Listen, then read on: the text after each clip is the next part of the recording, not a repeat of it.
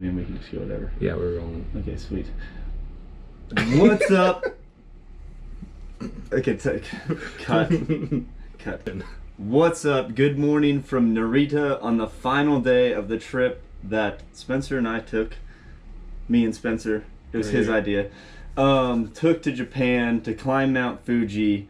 So the first thing we're going to talk about is the climb of Mount Fuji, since that was kind of the epicenter of the trip, and then go off from there. I don't know where I got the idea. I think I was watching a YouTube video and it was just like, I want to do that. That looks easy for climbing a mountain as far as easy mountains go. So I started doing some research, and the Yoshida Trail was by far the most popular, and everything I read kept coming back to the Subaru Fifth Station. So when I put those two together, I said, all right, that's where we need to be. We need to be Subaru Fifth Station. I started seeing how different people climb, going up to the 7th, 8th station, staying, breaking it into a 2-day hike. You could leave super early in the morning and blast through it and do a 1-day hike. I didn't really care about the sunrise. He didn't really care about the sunrise. So that took that piece out of the equation. So we kind of decided at that point, 1 day, straight up, back. So we needed a hotel. So to book the hotel, I went on, searched the Subaru Fifth Station. There's only one place to stay up there. It's a capsule hotel. We'll see it here. And so with the capsule hotel, we had these little rooms, and then all we could do with our bags was put them in lockers down below, and kind of like the gift shop area was where I found place for mine, because up by the rooms, they weren't big enough for my little roller bag that I had checked. Now my roller bag that I did check for the trip is about the size of a standard carry-on, so that's the size of luggage that I used for the trip, and then Spencer had a duffel bag that allowed him to store for that. But so to search for the hotel room or the capsule room, I went to that company's or the site's. I searched the Subaru Fifth Station. I had the site.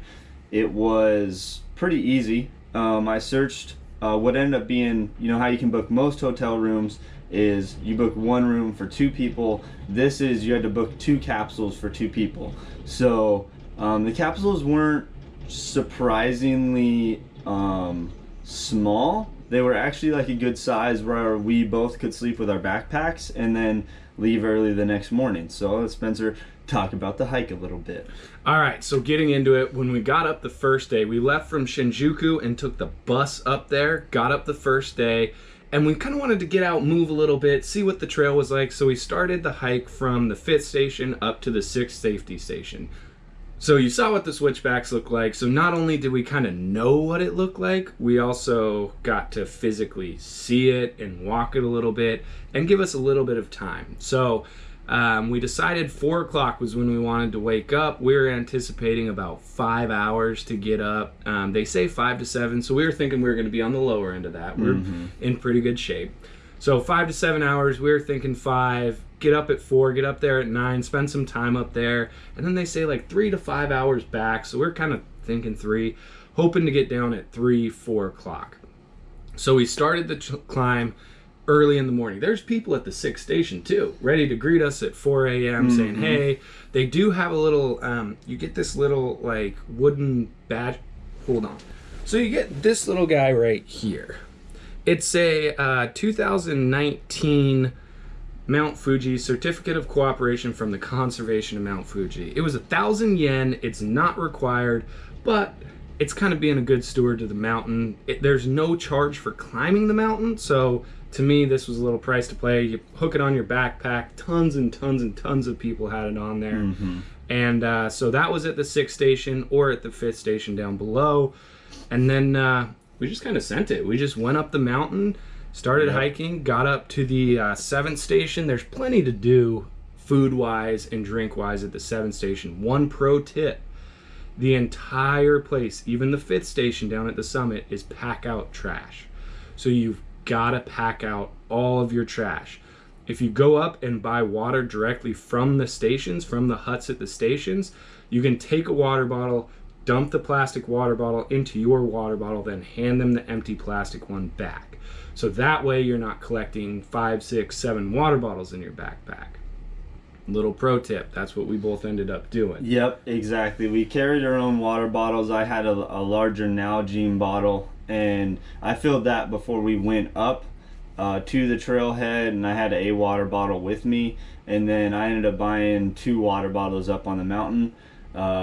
It wasn't too bad of a day. It was mostly rainy. We got the sun out a couple times for brief moments here and there, but for the most part fairly well overcasted and drizzly, if you will, and then rainy at most times. So we got pretty wet on the hike. So one thing I would recommend is looking at the weather. And if you have a poncho, bring a poncho. If you just have really good rain, like Gore-Tex gear, that's would be really good too, because my rain jacket was pretty old and it soaked through by the time we were headed down the mountain. But talking about the hike up the mountain a little bit here, going from the 6th station as you come out from the 5th to the 6th. The 6th to the 7th is a long stretch of just really interesting terrain with just switchbacks that look like a bulldozer kind of bulldozed it, and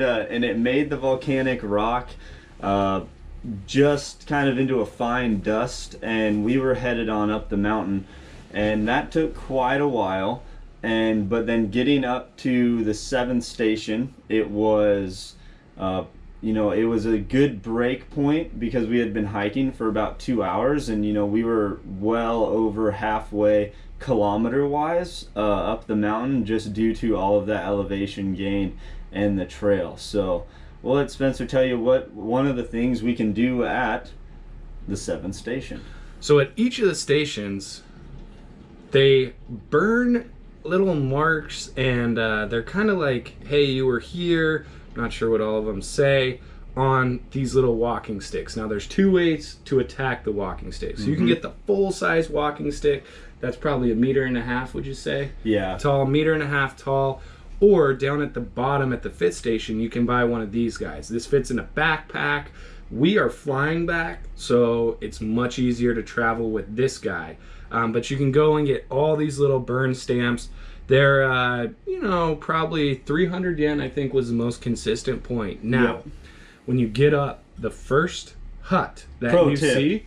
Pro tip. The first hut was charging 500 yen for a single stamp. The second hut, 300 yen. So you can save yourself 200 yen. And some of the stations is 300 yen for 2 different stamps. Up at the top, they do have a top of the Mount Fuji sticker burn that you can get on there. This was also from the top. A couple of these, that one's got the date on it. It's a cool little memento that you can take with you and keep in your room. So I highly recommend it. You'll see a lot of people with the big stick size. You can do that. It sounds like the easiest way to get it back is to ship it back to the US through the Japan Post. But this little guy, I think it's got plenty of stickers. We got stamps at every single one of the stations, whether it's 7th, 8th, not every hut, but every station. So it's a cool little memento. Probably my favorite thing I'm bringing back from this trip. Yeah, most definitely. I would 100% agree, because it does remind you of every step you took on the trip, and then also every station you visited. They're all different in their own way, and they all have they're all privately owned, if you will. That's one thing we learned in a video down at the 5th station, was that every hut is maintained by their own people. It's not mountain maintained. It's not like in the US we have like Parks and Rec. It's not like that here. They just they pack up their own equipment. The floorboards that are up there, the huts that are up there, they built them themselves. So it's pretty crazy to see. So moving on from the 7th station, we headed up to the 8th, but at the 7th station is when the hike kind of gets extreme, if you will. We go from the volcanic kind of sand switchbacks to lava rock kind of straight up, and I took a pretty good picture. You can see it now. And so this lava rock went pretty straight up in some points, and it was really interesting to see how there were simple ways to get through the rock, and by simple ways I mean well traveled.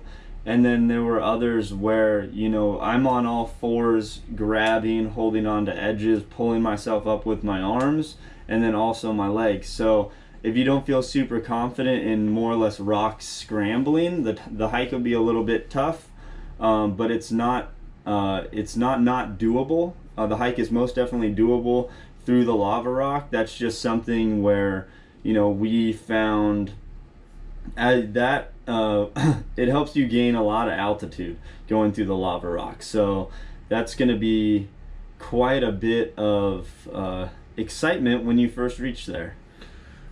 Yeah, and I think at that point, so Casey lives at elevation. I don't live at elevation. Yep. I live at sea level. And up from the 5th station to 6th station, no issues. 6th station to 7th station, there was really no issues. For me personally. Obviously, everyone's different. But that 7th, 8th station is where I really started to feel the thin air. My muscles obviously were tired from the hike, but I just felt like I couldn't get air to them, couldn't get oxygen to them. So that's really where I started to do it. So I had to take a few more breaks than he did.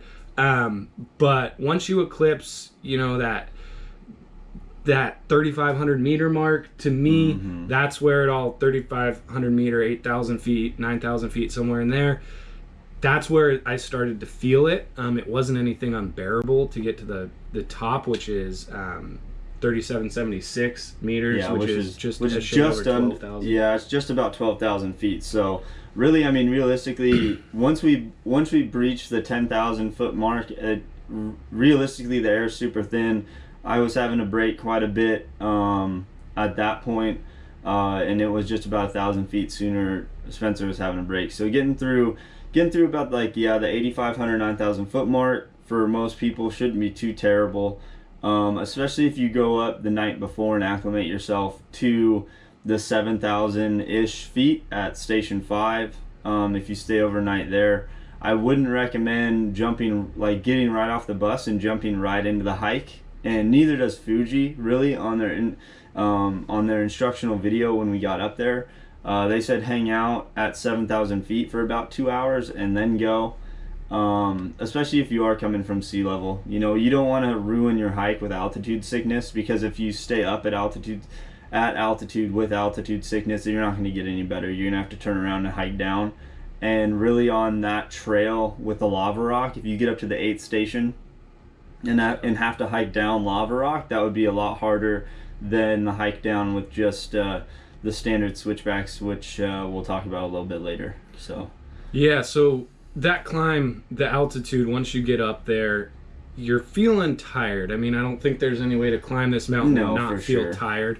But that's where you really start picking up traffic. So the time we left at 4 in the morning, I don't think we left the hut at about the capsule hotel at about the same time as one other person. We were moving at a faster pace than that person, so we didn't see them much. But once we got to that 8th station is where we really started to hit. The tour groups that stayed up on the mountain got up that morning and we're going up there. So it does get a little slow. I got caught behind a group where it was step, wait for 3 seconds, step, wait for 3 seconds. Casey was able to kind of get around them at one point, but 8th station is where we started hitting traffic. From what I understand, the path down below from 6th to 7th, 7th to 8th really it's a little wider, especially that 6th to 7th where there's not much traffic. But if you go in the early afternoon, it seemed like that's when a lot of people are going who are staying up at the hut are going up. So I really liked the 4 a.m. time. I felt like it gave us a good time. The sun came up probably 4:35 is when it started getting light, and so we didn't even pull out flashlights or headlamps or anything the entire time because we totally had headlamps packed. But that was a good time for us to leave. We really had the mountain to ourselves. It was quiet. You were kind of in nature, which I thought was a really cool part of the hike. Yeah, totally. But yeah, getting caught in that traffic isn't great, but eventually you'll get up to the mountaintop.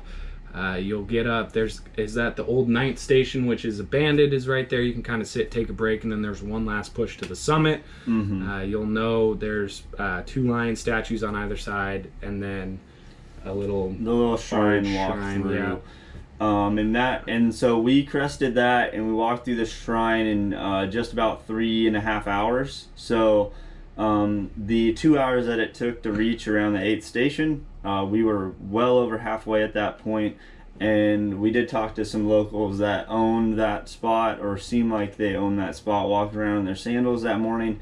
And, they're saying, another 4 hours, another 4 hours. So we took off thinking that it was going to be another 4 hours. And then we hiked for about another hour and you could really feel again the elevation. But then we looked up and we could see the shrine, and we were closing in, and there are signs along the way that show minutes to the top, and we were beating those signs by 10 to 20 minutes every checkpoint, if you will. So that was pretty neat to see, but also encouraging as you went along. So we crested that, got to the top, could finally breathe a little bit, took our time, and then decided to take the extra hike out to the very tip top of Mount Fuji. This is like the point that has stayed, that formed after the eruption,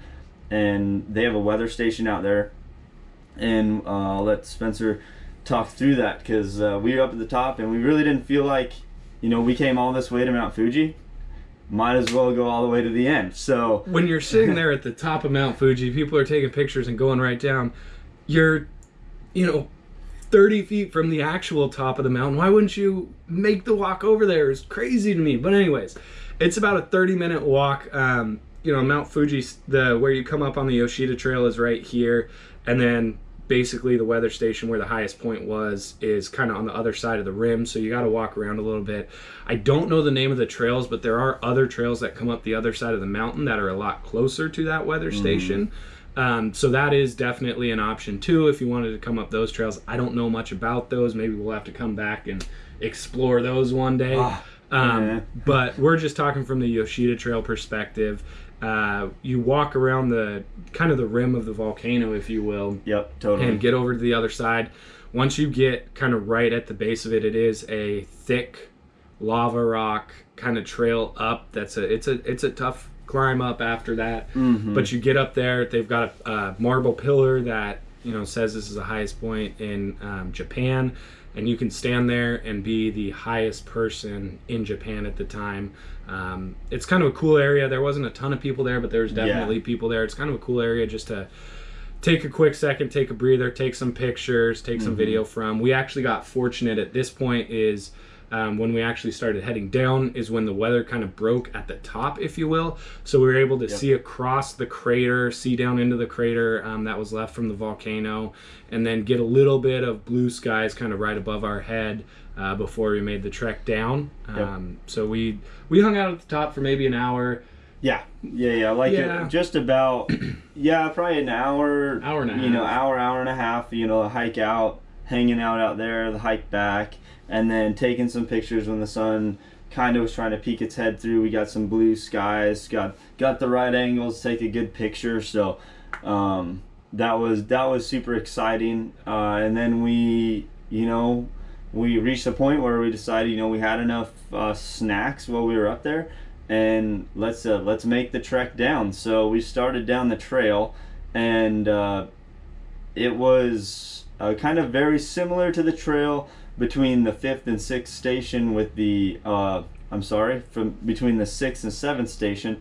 Very similar to that trail, as in switchbacks and kind of lava rock sand, if you will, with very loose, very deep loose sand. And it was by that point it had really started raining, and so we were running down in the rain, and the trails were pretty steep, and I have some knee issues, so I decided to run. Spencer decided to run along with me. So we were running down the trail, and I wouldn't recommend it entirely, but if your body can handle it, and if your body can roll with it, and just kind of relax, and you can find good foot placement, you can run down these trails, and you'll be down in really no time. It took us about an hour and a half to get down the hill, which is about a third of the time it took us to hike up the hill. So it's a pretty quick path down. If you're hiking it, it probably would get really tedious. Just saying, if you're walking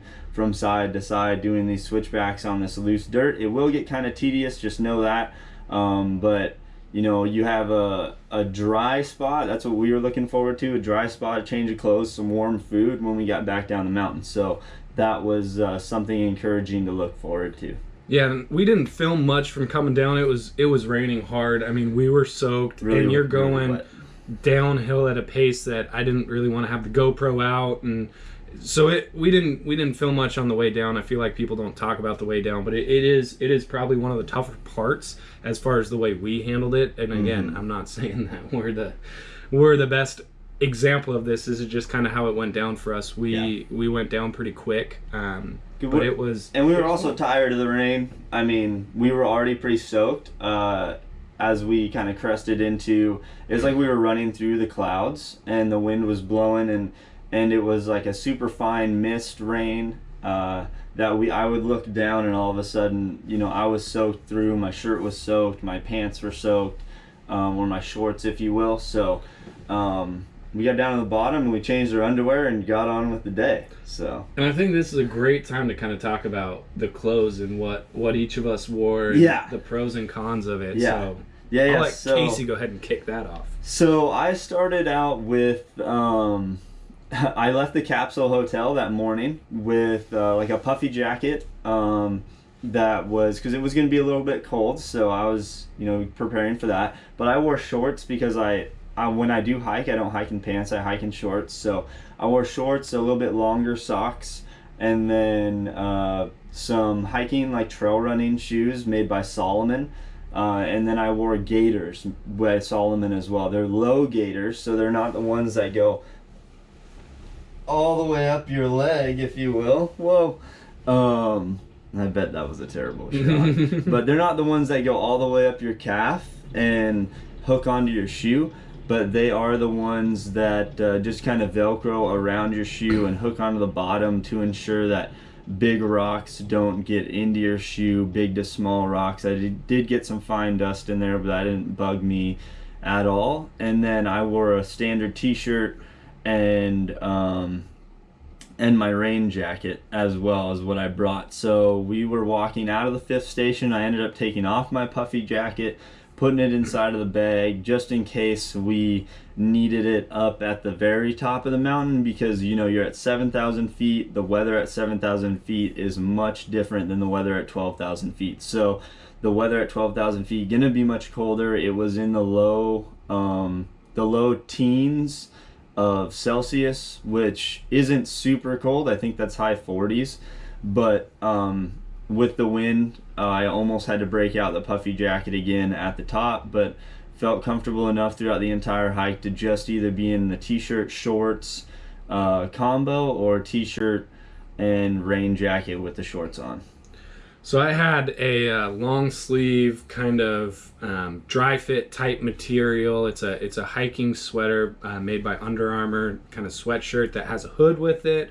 But it is long sleeve. It's really thin, but it does provide a little bit of warmth. So I started out with just the Under Armour shirt and then hiking pants. And then I actually wore Brooks running shoes. They were great for the way up. I had no issues. I didn't get any rocks in there, anything like that. On the way down, though, they did have a little bit of issue with running in and stopping. My soles slid forward. I didn't get a ton of rocks in there. Running shoes, definitely doable, absolutely doable. There's, I was completely fine. I did hear stories about guys, running, breaking their foot or breaking their toe when they hit a rock or something like that, so I would be careful with those. If it is going to rain, personally, I would have brought my hiking boots. If I knew it was going to rain, they're waterproof.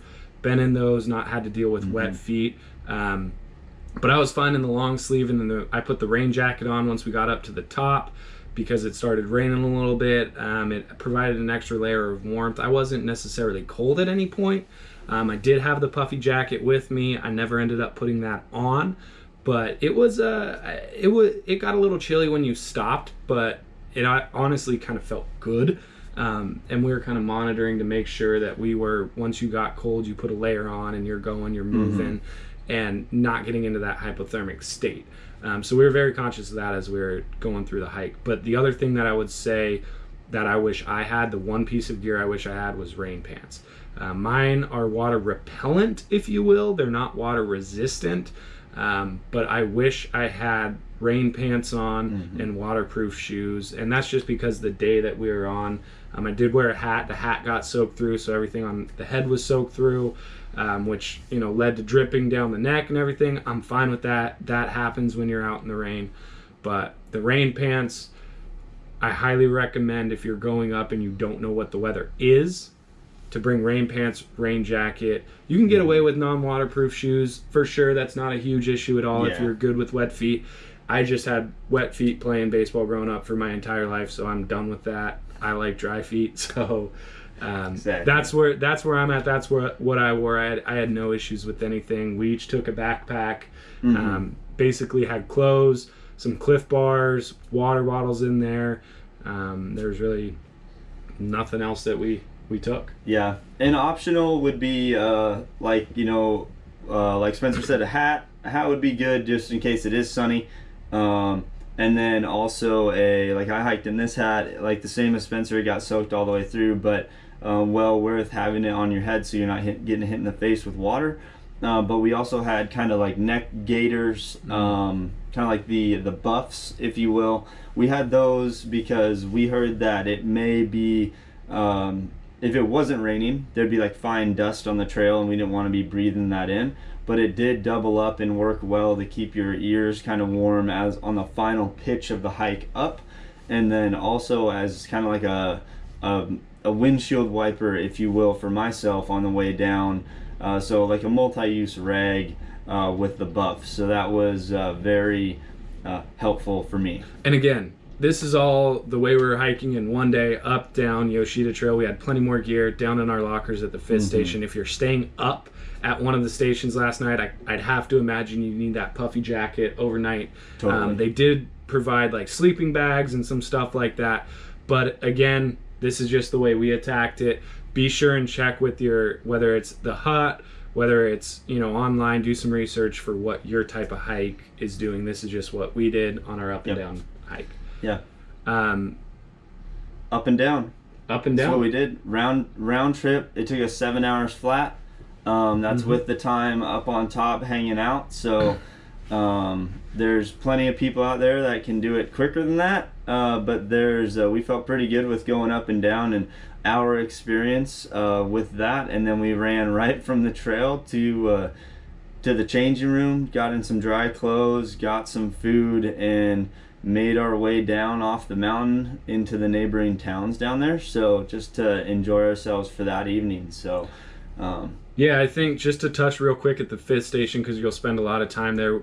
When we got off, so we took the direct bus. It was about 2,700 yen from the Shinjuku Bus Station, which will show you where that was. Hopped on the bus, rode the bus out there. It dropped you off right at the fifth station. The capsule hotel that we stayed at was on the right-hand side where the bus dropped us off. We walked over there, went up to the counter. There's a souvenir store in the bottom. Went up to the counter, just kind of told them that we were there staying, showed them our passports, and then they took us up to the capsule hotel.